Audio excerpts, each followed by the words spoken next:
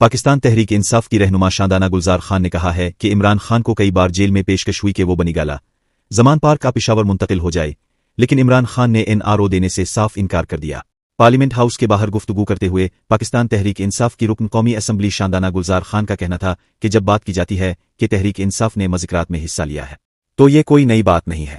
انہوں نے مثال دیتے ہوئے کہا کہ حضور پاک نے کافروں کے ساتھ بھی مذاکرات کیے تھے، اور اگر ہم آج منافقوں کے ساتھ بات چیت کر رہے ہیں تو اس میں کچھ غلط نہیں۔ ان کا کہنا تھا کہ سیاسی بات چیت کا عمل کبھی بھی سیاست کا حصہ رہا ہے اور اس میں کوئی حرج نہیں ہے۔ شاندانہ گلزار خان نے 26 نومبر کی رات کا ایک واقعہ بیان کرتے ہوئے کہا کہ رات 11 بجے ایک شخص آیا اور کہا کہ پیچھے ہٹو، یہاں سے چلے جاؤ۔ اس پر شاندانہ گلزار نے کہا کہ خان صاحب کا آرڈر نہیں آیا، ہم پیچھے نہیں ہٹیں گے۔ اس شخص نے جواب دیا کہ خان صاحب کا آرڈر نہیں آ سکتا، اس وقت یہاں سے پیچھے ہٹ جاؤ۔ شاندانہ گلزار خان نے اس بات پر حیرانی کا اظہار کیا کہ یہ آفر کون کر رہا تھا اور اس کے پیچھے کون سی قوتیں تھیں۔ تاہم ان کا کہنا تھا کہ یہ بات واضح ہے کہ عمران خان کو ڈیل آفر ہوئی ہے۔ شاندانہ گلزار خان کی طرف سے سیاسی صورتحال اور عمران خان کے بارے میں بعض اہم پہلوؤں کی وضاحت فراہم کرتا ہے، اور ان کے خیال میں PTI کے قائد نے کبھی بھی کسی غیر آئینی ڈیل NRO کو قبول نہیں کیا۔